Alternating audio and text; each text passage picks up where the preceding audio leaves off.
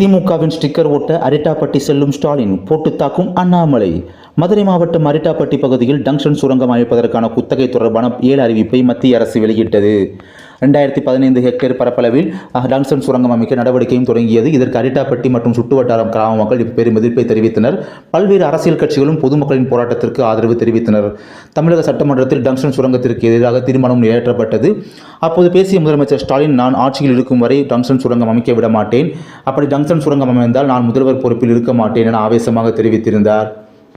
இதேபோல பாஜக மாநில தலைவர் அண்ணாமலையும் டங்ஷன் சுரங்கம் அமைக்கப்படாது என தெரிவித்தார். இந்த நிலையில் டங்ஷன் சுரங்கம் ஏலத்தை மத்திய அரசு சுரங்கத்துறை ரத்து செய்தது. இதனால் அரிட்டாப்பட்டி மக்கள் மகிழ்ச்சி அடைந்தனர். இந்த நிலையில் அரிட்டாப்பட்டிக்கு முதலமைச்சர் ஸ்டாலின் இன்று மாலை செல்ல உள்ளார். மாலை 4 மணி அளவில் அரிட்டாப்பட்டி, வல்லாளப்பட்டி கிராமங்களுக்கு செல்கிறார். அங்கு கிராம மக்களால் ஏற்பாடு செய்துள்ள பாராட்டு விழாவில் கலந்து கொள்ள உள்ளார். இந்த நிலையில் முதலமைச்சர் ஸ்டாலின் அரிட்டாப்பட்டி செல்வதை பாஜக மாநில தலைவர் அண்ணாமலை விமர்சித்துள்ளார்.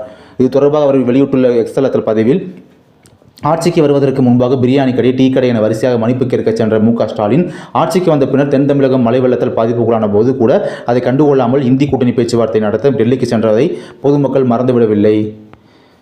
தமிழகத்தில் கடந்த 4 ஆண்டுகளில் வேங்கை வயல் பிரச்சனை தொடங்கி அண்ணா பல்கலைக்கழக பாலியல் வன்முறை உட்பட பொதுமக்கள் சந்தித்த பல்வேறு பிரச்சனைகளின் போது அங்கு சென்று ஆறுதல் கூடாத முதலமைச்சர் மு.க. ஸ்டாலின் தற்போது பாரத பிரதமர் மோடி விவசாயிகள் நலனுக்காக மதுரை ஜங்ஷன் சுரங்கத்தை ரத்து செய்ததும் திமுக ஸ்டிக்கர் ஒட்டுவதற்காக உடனடியாக கிளம்பி செல்கிறார் என்றால் இந்த டிராமா மாடல் அரசு இதற்கு முன்னுரிமை கொடுக்கிறது என்பது தெளிவாக தெரிகிறது என அண்ணாமலை தெரிவித்துள்ளார்.